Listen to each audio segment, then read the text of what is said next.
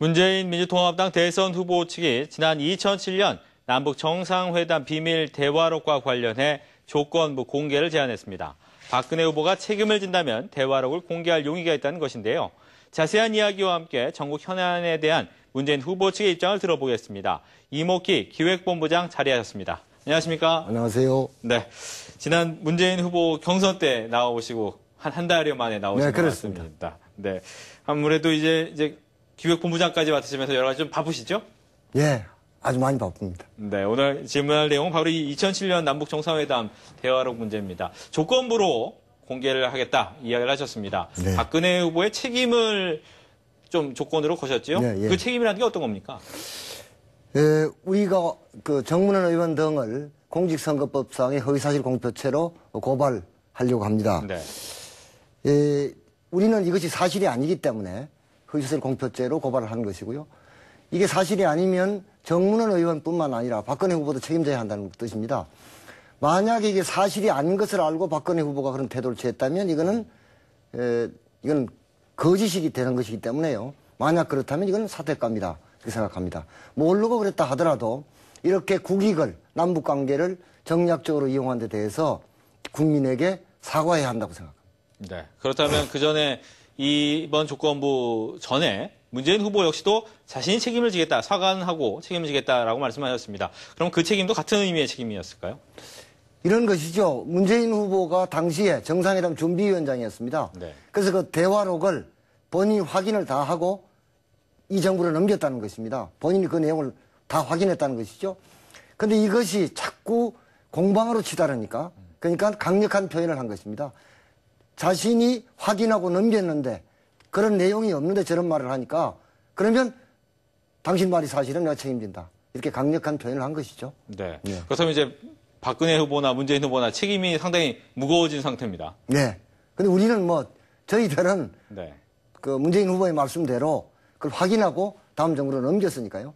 네. 그렇다면 이제 초반에는 이제 공개하지 않는 것이 맞다. 없기 때문에, 실체가 없기 때문에 무슨 소리냐라고 민주당 쪽에서는 얘기를 했는데 이렇게 조건부로 공개할 여지가 있다라고 이야기하는 데는 어떤 배경이 있었습니까?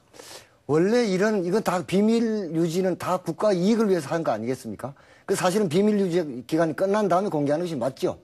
국익에도 맞고 한데 지금 이런 정문원 의원의 발언으로 인해서 네. 사실은 본질을 벗어난 공방이 계속되고 있지 않습니까?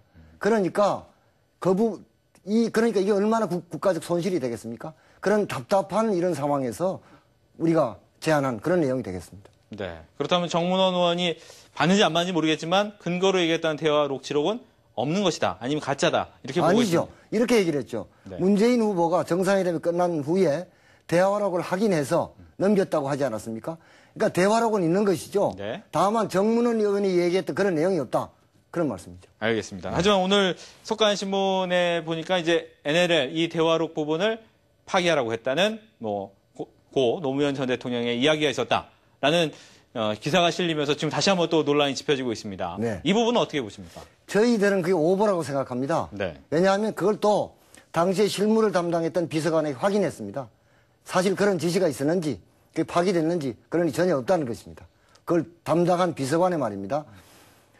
따라서 저희들은 그걸 오보라고 생각하고 정정 보도를 요청할 생각입니다. 또 하나 여권의 고위 관계자인데요. 네. 그렇게 익명에 숨지 말고 이 중요한 사안이기 때문에 자신이 책임 있게 나와서 자신을 드러내고 말하는 것이 옳겠다고 생각합니다. 그렇다면 이제 이렇게 생각하실 수도 있을 것 같습니다. 국민들 중에서 그냥 한번 다 보여주고 조건부 없이 한번 다 보여주고 얘기하는 건 어떨까라고 생각하는 사람들이 있을 것 같은데. 그런데 제가 볼 때는 이렇습니다. 네. 그것을 예를 들면 국가가 여러 가지 기밀도 등급을 분류해서 할 때는 공개하지 않는 것이 국익에 부합된다는 판단 아니었겠습니까? 그걸 공개할 게 아니라 지금 사실은 그 대화록이 통일부에 있고 국정원에 있습니다. 네. 그거를 그 전체를 공개하면 아까 말했듯이 국익을 해칠 수도 있으니까요. 정문원 의원이 말한 내용이 있는지 없는지 밝히면 될 일입니다. 갖고 있는 기관이 다른 내용 말고 그 내용만 밝히면 될 일입니다. 그리고 얼마 전에 아마 보도가 됐습니다만 통일부 관계자가 그런 내용 없다고 얘기한 적이 있지 않습니까? 알겠습니다. 그렇다면 이 얘기는 이 정도로 하고 그렇다면 그 다음으로 정치정학회 문제가 이제 민주당에서는 갖고 나왔는데 혹자들은 어떻게 보면 지금의 NLL에 맞불을 놓기 위해서 갖고 나온 거 아니냐 이런 얘기도 했습니다. 아니, 정수장학회 문제는 사실은 오래된 문제고요. 네. 지난 정부에서 과거사위원회에서 그 과정을 소상히 밝혔고 이게 부당한 것이다라고 얘기를 하지 않았습니까? 그리고 정수장학회를 우리가 구태여 우리가 정치적 공세를 하기 위해서 준비를 해왔다기보다는요. 이게 얼마 전에 언론에 보도된 것처럼 문화방송의 고위 관계자가 정수장학회 이사장을 찾아가서 갖고 있는 주식의 문제, 정수장학회 갖고 있는 주식의 문제나 이런 걸 논의하지 않았습니까? 네. 그래서 신문에 대서특필됐습니다. 그러니까 이런 것이 부당하다고 해서 우리가 정수장학회 문제를 지금 갖고 얘기를 하고 있는 것입니다. 네.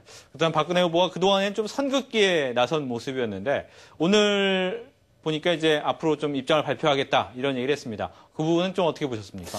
밝히려면 제대로 밝혀야 한다고 생각합니다. 저는 예를 들면은 이게 강탈되는 과정이 다 소상이 다 규명되어 있는 것이고요. 명칭을 한번 보십시오. 박정희 대통령과 유병수 여사의 명칭 아니겠습니까? 박근혜 후보가 정수장학회에서 상당 기간 동안 고액의 연봉을 받았습니다. 그런데 지금까지 뭐냐, 나하고 상관없는 일이다 아니었습니까? 이게 꼭 과거사 문제를 대응하는 것 같습니다. 저는 있는 그대로 밝히고 사실은 이것은 처리를 해야죠. 이게 이런 작물인데 작물은 본 주인에게 되돌려주든지 아니면 이사진을 신망 있고 균형 잡힌 분들로 구성해서 그분들로 하여금 이걸 어떻게 처리할 거냐를 논의하게 하는 것이 그런 정도의 얘기가 나와야 다시 말씀드리면 이 과정의 잘못을 반성하고 사과하고 그리고 정수장학회 이사진이 새롭게 구성돼서 이것을 바르게 처리할 수 있도록 해야 그것이 전 진정한 것이라고 생각합니다. 진정한 입장 표명이라고 생각합니다. 알겠습니다. 이제 지난번 문재인 후보 경선 때 나오셔서는 단일화에 대해서 좀 낙관적인 입장을 네. 표명을 하셨습니다. 지금도 그 입장에는 변함이 없으신지요? 그러니까 단일화가 결국 이루어질 것이다. 그리고 단일화를 이루어지는 과정이 그렇게 국민의 눈살을 찌푸리게 하는 과정은 아닐 것이다. 네. 그런 점에서 보면 저는 낙관적입니다. 그렇다면 최근에 이제 안철수 후보가 단일화라기보다는 연합이다, 연대다 이런 얘기를 하면서 좀 분위기가 어떻게 보면 계속 혼자 갈 수도 있지 않느냐 이런 얘기도 나오고 있는데 어떻게 보십니까 그 부분은? 단일화가 아니라 연대연합이다. 말은 됩니다만 네. 조심스럽게 하면 언어의 유의다 이렇게 생각합니다. 왜냐하면 두 사람 다 출마해서 완주할 수는 없지 않습니까? 그런 점에서 이거는 그 연대연합은 말로서는 되는데 실질적으로 내용을 보면 그건 언어의 유의다 이렇게 생각합니다. 상당히 긍정적으로 보시는데 만약 그러더라도 안 후보가 만약 단일화에 응하지 않고 3자로 가게 된다면 아무래도 현재 상태에서 지지율 조사로는 박근혜 후보가 상당히 유리한 입장인 것 같은데. 그렇게 되면 박근혜 후보가 당선될 가능성이 아주 높은 것이죠. 네.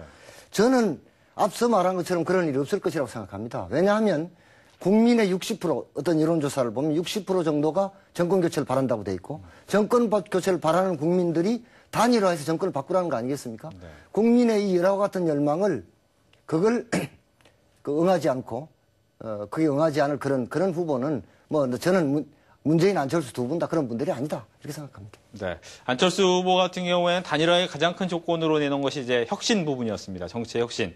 근데 이제 어떻게 보면 민주당 내부에서의 혁신하면 친노 세력이 어느 정도 물러나느냐 부분이 된 것 같은데 최근에 다시 친노 얘기가 조금씩 나오고 있습니다. 네. 이 부분 어떻게 보셨습니까? 제가 친노를 많이 데리고 있습니다. 네. 근데 친노가 뭘 전행한다 이런 말씀하는데 그런 건 없고요. 예를 들면 제일 중요한 게 메시지 일정인데 메시지 일정은 제가 주재하는 회의에서 결정합니다. 친노 비서관 출신들이 하는 게 아니고요. 그러나 어쨌든 국민들께서 그런 생각이 있으시다면 정치라는 것은 국민의 요구에 응답하는 것이라고 생각합니다. 따라서 국민의 요구가 있으면 저희들은 응답해야 하고요. 그 문제는 좀 상황을 지켜봐 주십사 이런 말씀드립니다. 네. 또 하나는 궁금한 점이 이제 안철수 후보가 말을 했던 쇄신 좀 모호합니다. 국민적이 어느 정도 합의를 해야 되고 쇄신이 이루어져야 된다. 좀 모호한 경계는 하겠지만 민주당에서 그러면 지금 어느 정도 쇄신을 하고 있다고 보시는 겁니까? 우선 저희들이 용광로 선대위를 구성한 것이요. 많은 쇄신을 했다고 생각합니다. 예를 들면 용광로 선대위라는 것이 개파를 없애지 않았습니까? 그다음에 선수나 이런 걸 파괴했습니다. 그리고 시민사회를 향해서 문을 활짝 열었습니다. 시민 캠프를 통해서요. 그러니까 많이 쇄신을 했고 그러나 앞으로도 부단히 빠른 속도로 쇄신을 해가야 한다. 이런 생각을 합니다. 그것은 정책 쇄신도 있고요. 시스템 쇄신도 있고 또 추가로 사람도 쇄신해야 되는 측면이 있겠죠. 이 세 가지를 함께 열심히 하고자 합니다. 네. 이제 남은 기간이 한 2달 정도 남았습니다. 2달 길면 길고 또 짧은 시간인데 어떤 식으로 대선을 준비하실 생각이신지요? 예, 우선 문재인 후보가 얘기한 5개의 문, 그 문을 여는 그런 정책들을, 비전과 정책들을 국민에게 상세히 설명드리고 지지를 얻어갈 생각입니다. 다른 하나는 우리 문재인 후보가 갖고 있는 강점이 있습니다. 국정 운영 경험, 쇄신하고 있는 민주당이란 정치 세력. 그 다음에 문재인 후보가 많은 검증이 있었습니다만 중요한 결점이 발견되지 않았습니다. 그런 도덕성. 또 하나는 국민들께서 이거는 다 인정하시는 것 같습니다. 문재인 후보는 거짓말할 것 같지 않다. 그러니까 진정성 있다. 이런 것을 갖고 국민들에게 진솔하게 호소하고 말씀드려서 저희들이 승리로 나가겠다. 그렇게 생각하고 있습니다. 알겠습니다. 지금까지 문재인 캠프의 이목희 기획본부장과 이야기를 나눠봤습니다. 오늘 말씀 고맙습니다. 감사합니다.